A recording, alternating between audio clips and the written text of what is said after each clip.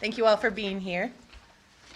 So thank you for joining us today to talk about how the behavioral health community in the city of Columbus are taking action to respond to House Bill 68, the state of Ohio's ban on medical gender-affirming care that also puts new regulations on our practice of gender-affirming care. I appreciate you being here and being part of the fight to push back on our state legislature to keep providing gender-affirming mental health care. As you'll hear today, gender-affirming care in mental health is just person and environment care that is tailored to a person's gender. So figuring out how to continue to do so is vital to the well-being of our youth and professions. My name is Danielle Smith. I use she, her pronouns, and I'm Executive Director of the National Association of Social Workers Ohio chapter. This is a profound time in Ohio and in the country. While we know that we can continue to find solutions to help gender diverse youth and their families, we must acknowledge that across our state and our country, gender diverse youth, transgender people, queer folks, and the families and friends who love them are not hopeful. They are going through profound stress, trauma, and violence as a result of a hostile political environment. Many families in Ohio and across the country are considering moving to other states to continue to access the care that they need.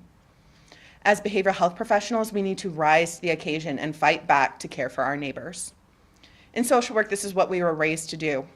Our profession was born to engage in the struggle, to demand social justice, and to use our skills to fight for equity. This is our time, particularly in Columbus, to engage.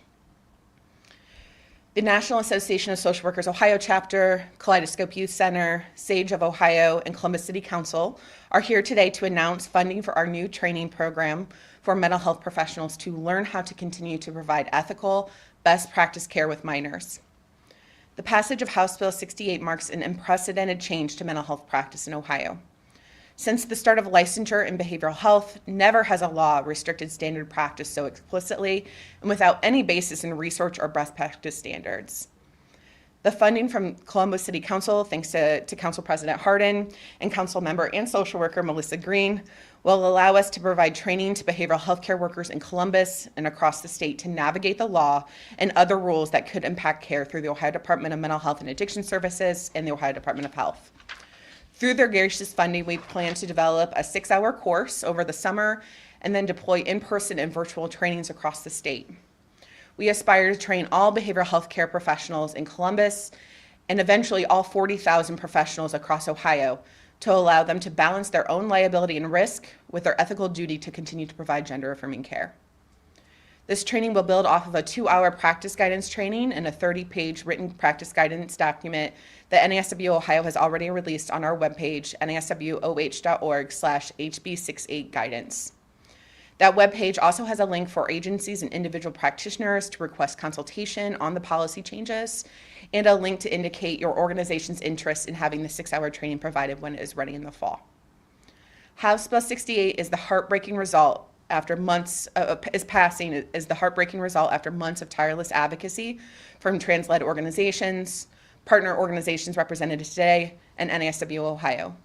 Together, we can do big things and ensure Columbus is still a safe home for our gender-diverse youth. I am honored to share in this work with my fellow speakers today, who we will all hear from.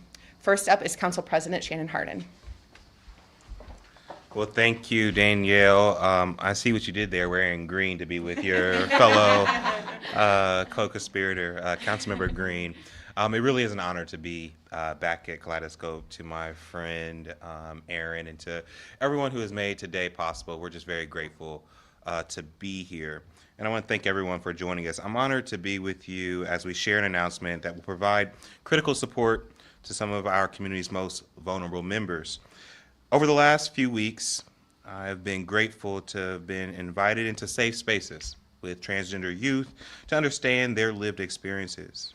They face so many challenges: fear, discrimination, intolerance, and now legal barriers. Navigating all this is overwhelming and has dire consequences for our young people's physical and mental health. State laws like House Bill 68 have only intensified the struggles faced by our transgender youth.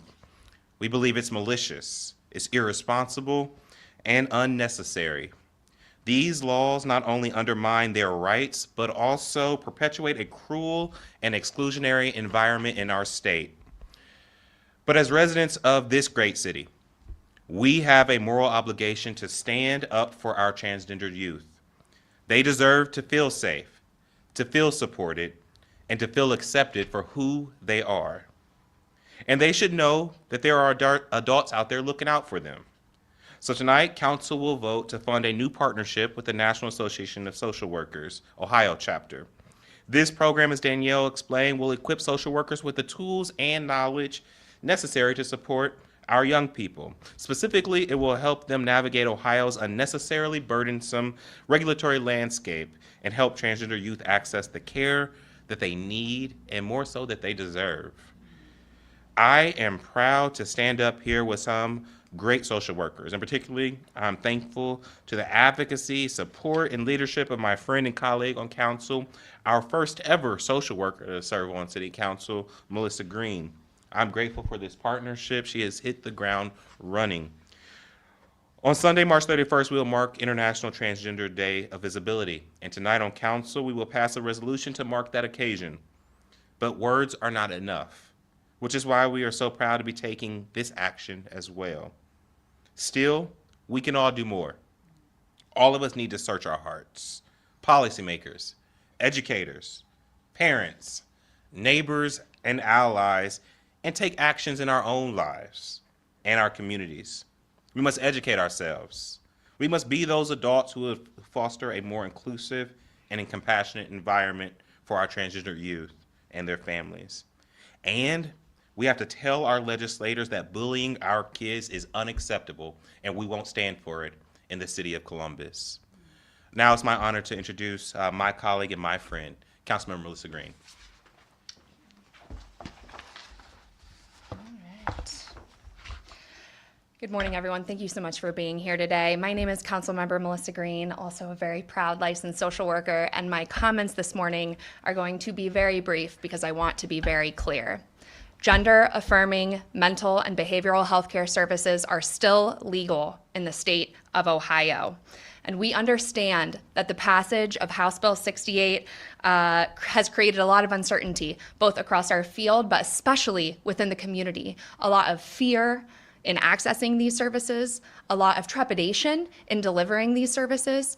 And on behalf of myself, on behalf of my colleague, Council President Shannon Hardin, in partnership with the many, many advocates and organizations like the Kaleidoscope Youth Center and National Association of Social Workers, we are committed to doing absolutely everything we can within our power to make sure that every single person, especially our transgender, especially our non-binary youth, feel safe and comfortable accessing these critical life-saving services.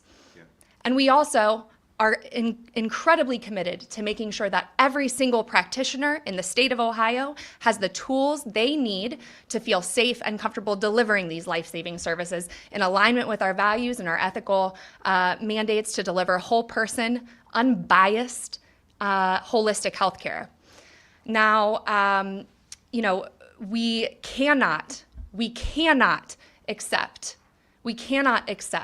bias or discrimination in our practice, in our policies, either here locally or across the state, or in our community. And so I could not be more grateful for our council president. I couldn't be more grateful for the National Association of Social Workers for being willing to answer this call to ensure that some of our most vulnerable youth are able to access the they need. And to our transgender youth, non-binary, gender diverse youth in particular, I want to say, we see you, we love you, you are welcome here, and we stand with you and beside you to end these unbelievable and unnecessary attacks on your personhood and your identity. Thank you.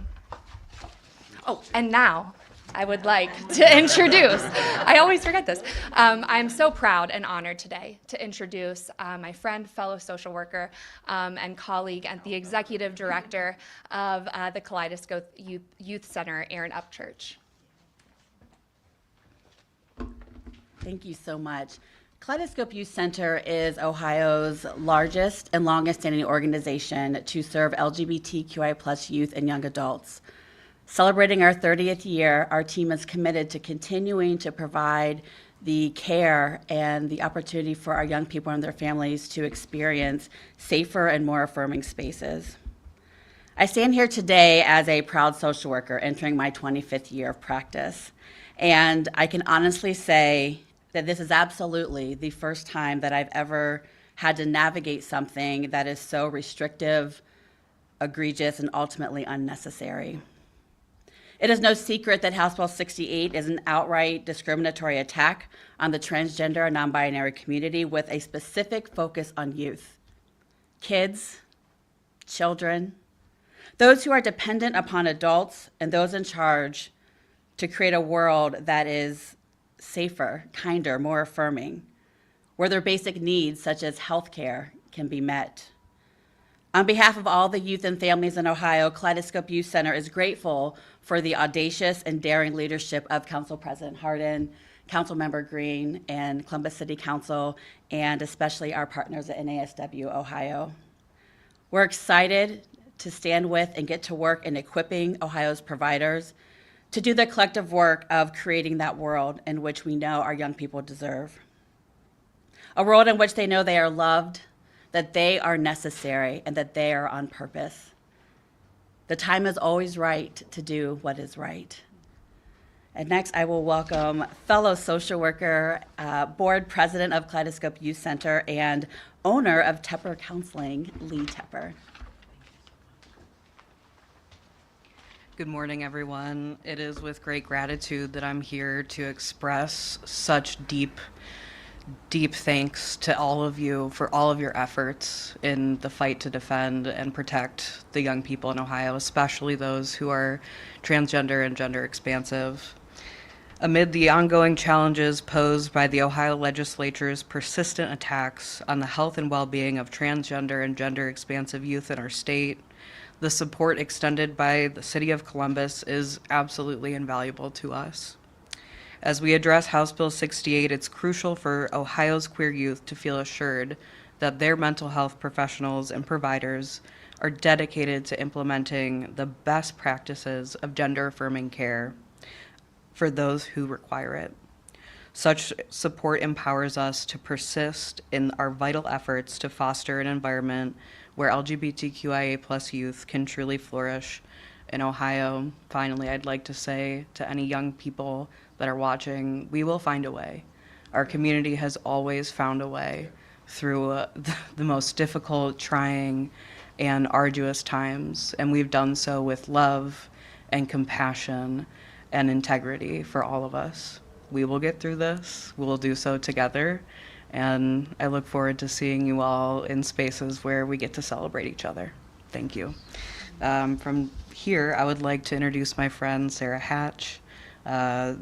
She is the board president of Sage, Ohio, and a licensed professional counselor. We got another, right? Our first non-social worker. Thanks, Lee. It is a pleasure to join you all this morning. I appreciate so much you all letting a counselor join the ranks of the social workers. I really appreciate it. I am Sarah Hatch. I am the president of the Society for Sexual, Affectional, Intersex, and Gender Expansive Identities of Ohio, or SAGEO, as we're collectively known. We are a subdivision of the Ohio Counseling Association, and our mission is clear: to promote greater awareness and understanding of sexual, affectional, intersex, and gender expansive identities among members of the counseling profession, counseling students, and the clients that we serve. Part of that mission includes advocating for competent, gender-affirming care. Every person deserves respectful, knowledgeable health care that aligns with their gender identity. Denying this care, especially to queer youth, has devastating consequences. It is our duty to ensure ethical practice and dismantle barriers to access. To that end, we are proud to stand with our colleagues from the National Association of Social Workers Ohio chapter and advocate for this new training. This training will equip providers with the necessary knowledge and clinical skills to confidently offer gender-affirming behavioral health care, addressing ethical considerations, legal implications, and risk management in a changing policy landscape.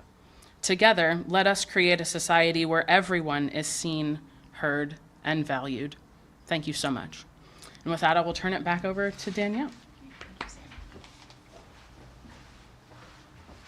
Thanks everyone for your wonderful comments. Thanks again for everyone for coming today. We're happy to take any questions.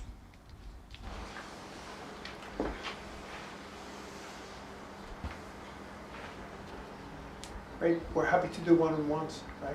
Yes. Thank you. Cool, thank you. How are you? Thank you so much.